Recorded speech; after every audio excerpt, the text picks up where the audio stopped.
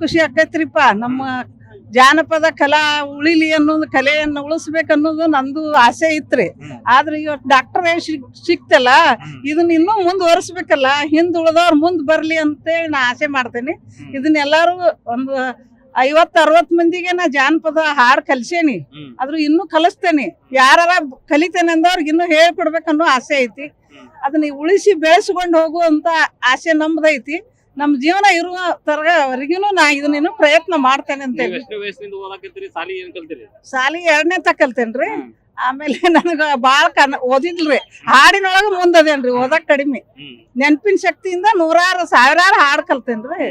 ಎಲ್ಲಾ ತರದಿಂದ ಮದುವೆಯೊಳಗ ಋತುಮತಿ ಆಗಿದ್ದು, ಕುಬ್ಸ ಮಾಡುದು, ಕಳೆದೊಲ್ದಾನು ಎಲ್ಲಾ ಈ ದೇವ್ರು ಅಂತೂ ಹುಣ್ಣಿಮೆ ಅಮಾವಾಸ್ಯೆ ನಮ್ಮ ದೇಶದಲ್ಲಿ ಏನೈತಿ ಇದ್ರ ಮೇಲೆ ಎಲ್ಲಾ ಹಾಡ್ ಕಟ್ಟೇನ್ರಿ. ಎಲ್ಲಾ ಹಾಡಿ ನಮ್ಮ ಕಲಾವಿದ್ರು ಅನ್ಬೇಕಾದ್ರೆ ಕಲೆ ಕಟ್ಟಿ ಹಾಡ್ತೇವ್ರಿ ನಾವು. ಈ ಹಾಡು ಇದ್ದಿದ್ದಲ್ಲ, ಮುಂದ್ ಕಲೆ ಒರೆಸ್ಕೊಂಡು ಹೋಗುನು. ಮಹಿಳಾ ವಿಶ್ವವಿದ್ಯಾಲಯದಿಂದ ತಮಗೆ ಗೌರವ ಡಾಕ್ಟರೇಟ್ ಸಿಕ್ತು. ಮಹಿಳಾ ವಿಶ್ವವಿದ್ಯಾಲಯದಿಂದ ಮಹಿಳೆಯರಿಗೆ ಸಿಕ್ಕಿದೆ. ಹ್ಞೂನ್ರಿ, ಮಹಿಳಾ ವಿಶ್ವವಿದ್ಯಾಲಯ ಅಕ್ಕ ಮಹಾದೇವಿ ಹಾಡು ಹೇಳಿದ್ದೆ. ಆದ್ರ ಅಕ್ಕ ಮಹಾದೇವಿ ಇದರಿಂದ ನಂಗೆ ಸಿಗ್ತೈತಿ ಅನ್ನೋದು ಗೊತ್ತಿದ್ದಿದ್ದಿಲ್ಲ. ಆದ್ರೆ ಇವತ್ತು ಸಿಕ್ತಿ, ತುಂಬಾ ಖುಷಿ ಆಗತ್ತೆ. ಧನ್ಯವಾದಗಳು. ನಮ್ಗೆಲ್ಲರಿಗೆ ನಮಸ್ಕಾರ. ನನ್ನ ಹೆಸರು ಪಾರ್ವತಿವ ಸಿದ್ದಪ್ಪ ಹೊಂಗಲ್ರಿ.